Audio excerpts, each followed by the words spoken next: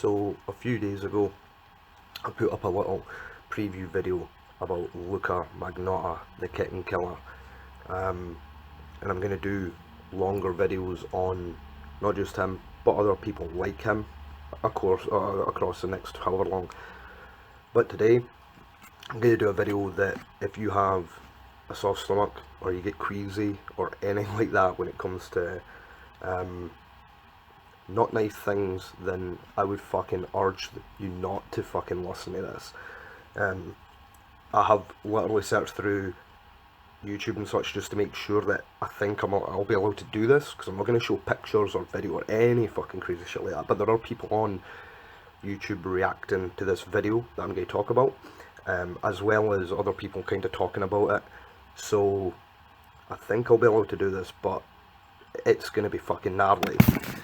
It is going to be really fucking gnarly. Yeah, so basically, Luka Magnotta became most known for his video One Lunatic, One Ice Pick, in which he videoed himself murdering Jun Lin. This was seen as one of the most snuff-like movies, or the closest thing to a snuff movie ever released on the internet, and also has been categorised as pretty much the most fucking grim thing, along with the Three Maniacs One Hammer video, which I've also seen. That's the Necrophilia killers, where three young male adults butchered a homeless man in the woods and videoed it. And this video, One Lunatic, One Ice Pick, is categorised as being as disgusting, horrible, brutal, fucking whatever word you want, it's that.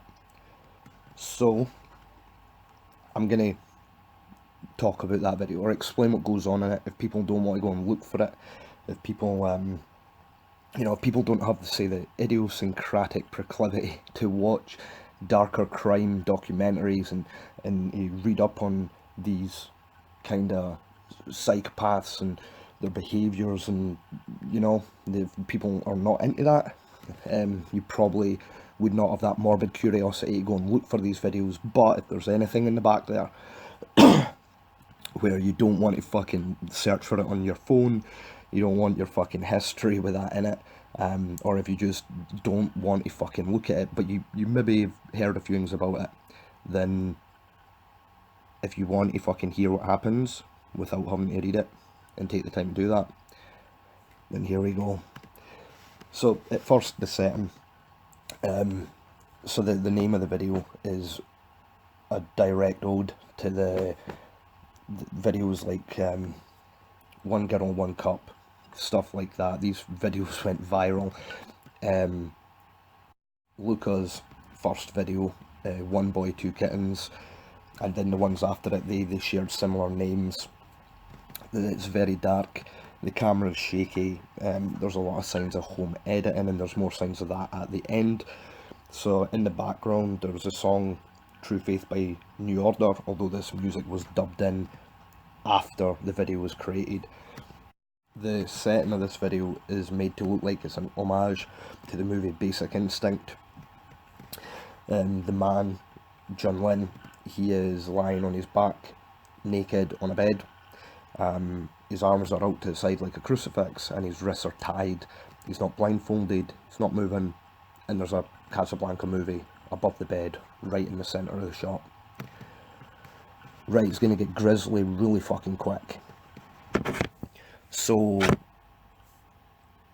Magnotta stabs Lin's abdomen and chest, perhaps his face, 100 times. 100, not 101, not 99, 100 times over two or three different frenzied moments. And this, apparently, from what I've heard other people saying, psychologists or a psychologist or such, there's a calculated and deliberate manner in going around this. You know, it's not just manic, not random, but it's very meticulous and methodical. And after this, he picks up the camera to show his view. What he will see is his work. In the next few shots, he slices Lynn's arms and legs, before cutting to basically where he's got Lynn's head in a box or in some form of container, and he's kind of playing with it, spinning it around, almost carefree, almost perhaps contemplative on what he's going to do next. Camera cuts, the body's lying on its front, and he's attempting to dismember an arm before stepping back again to admire his efforts. Next shot, we've got a lot of perpendicular slices over both the upper and lower back. He's just fucking hacking away, slicing left to right, up and down. The next shot, we see that the right arm has been dismembered, and then in this, in an act to even further disconnect from fucking reality, he uses the dismembered limb, and this is part of what we never heard about in the documentary, Don't Fuck With Cats. That's how I ended up looking for this fucking shit anyway, or reading up more on this, or seeing what people have been saying about it. You know, I think most people that are, or I don't know if it's most people, because this was all over the fucking news, I just never knew about it until a couple of nights ago, and you end up going down fucking rabbit holes when, you know, when that's the kind of fucking news and documentaries and shit that, you know, that you sit and watch. Some folk are into it, some folk don't like it, you know, it's fucking grisly, it's not for fucking everyone. But he uses a dismembered limb to stroke his own dick, at first through his trousers before then lowering them a bit and actually massaging his own dick with a hand at the end of this dismembered limb, or belonging to Jun Lin. After the video cuts again, we see that all but one leg has been dismembered, although this leg has been severed almost completely all the way through, and so it currently barely remains connected to the body. We can see the femur sticking out at the bottom of what was the right leg. He begins to slice through the leg more before it cuts, and then the fucking bit, this again not in the documentary, these are the bits that they keep off, the mass produced, mass streamed content, shall we say. Lynn's corpse for a short period of time. The next shot, the camera's at the back, the bottom of Lynn's corpse, looking from like butt cheek up the back, and Lin uses what literally just looks like a normal fucking steak knife and fork that you'd eat your fucking dinner with. He hacks away at Lynn's left butt cheek until he finally gets a bit off, and off camera we assume he fucking eats that. So these parts in the documentary you don't hear. You hear about the stabbing, the dismemberment, and the dumping of the body, and even a dead dog that I'm going to talk about. But you don't hear about the necrophiliac or the cannibalism. That's the shit that when you come around to being like, oh, that fucking documentary is a bit crazy, and you read up on that guy a wee bit more, you end up down a rabbit hole, and then it's fucking unbelievably barbaric. So the next shot, you actually see the small dog. There was a small dog that was mentioned in the documentary that was found dead in the rubbish with all of Magnotta's random shit. He's ripped up paperwork and such, as well as Lynn's body. But that small dog can be seen gnawing on the severed edges of Lynn's upper left leg, the butt cheek where it would have connected there. And again, this is information that we don't hear on Netflix. It's kind of crazy that something like this documentary that can cause a bit of controversy and cause these discussions, and people hunting out more on this. The idea that the Netflix documentary is almost like the PG fucking version of what really fucking goes on in this video, it sat with me for a couple of days, you know. I knew I was going to do this video the whole of yesterday, and yet there's a couple of people that I never even fucking mentioned it to, just because, like, they don't particularly enjoy watching dark crime documentaries, and so I didn't even want them to fucking know, just to feel a wee bit like uneasy, like what the fuck, dude, and then me be like, well, morbid curiosity, and then I'm probably gonna do something for YouTube to try and grab some fucking whatever, you know, put some content out there for fucking whoever to perhaps listen to. Anyway, after this dog fucking scene, the camera cuts. Lin then Magnotta then sodomizes Lin's body again with a wine bottle for a while.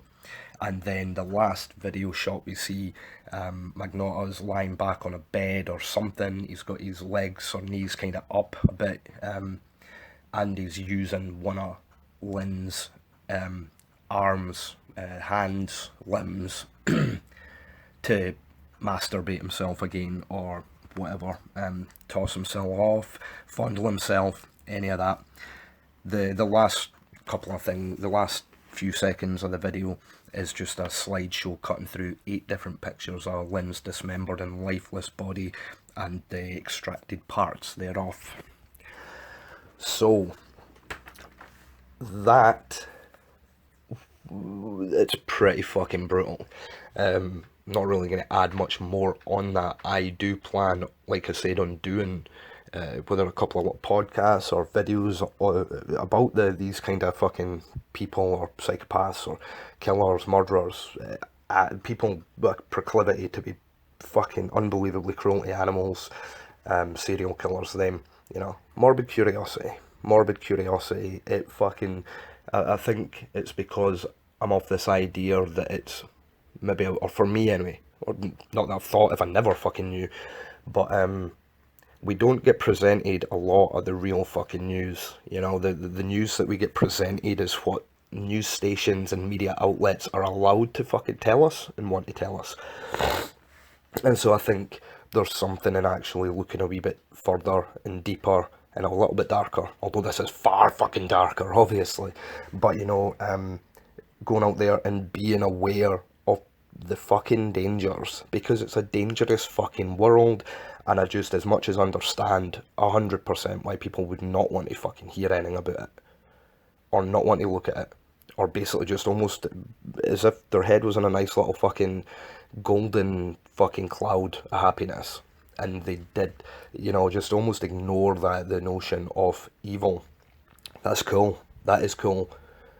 But I like just being a wee bit more aware of the kind of tyranny and fucking evil out there. Maybe I don't know why. It certainly doesn't really make me any safer or less safe. Maybe it does. This is the kind of shit that you predominantly only ever hear about on the internet, but you never fucking know when it's going to happen to you, your mates, your family, on your street, in your town. And even if it happened in my fucking town, I mean, the prison in my town has some seriously not good people in it, and then you hear about a couple of people from my town that are in prisons up the road towards Glasgow, and when you hear the behaviours of these deplorable fucking people committing heinous fucking crimes against just innocents or women or children or anything like that, when it's closer to home, it's like fucking hell. You know, really close to fucking home. So there is fucking evil everywhere, and I just think that being aware of the extreme furthest out end of that spectrum, it just earth severing a little bit, in the sense that, you know, be aware of what's going on. Fucking look after yourself, you know. I don't fucking know. Anyway, I'm going to cut this off at that. I believe there'll be one more video on Luka Magnotta after this. I have no idea when. But yeah, auf Wiedersehen.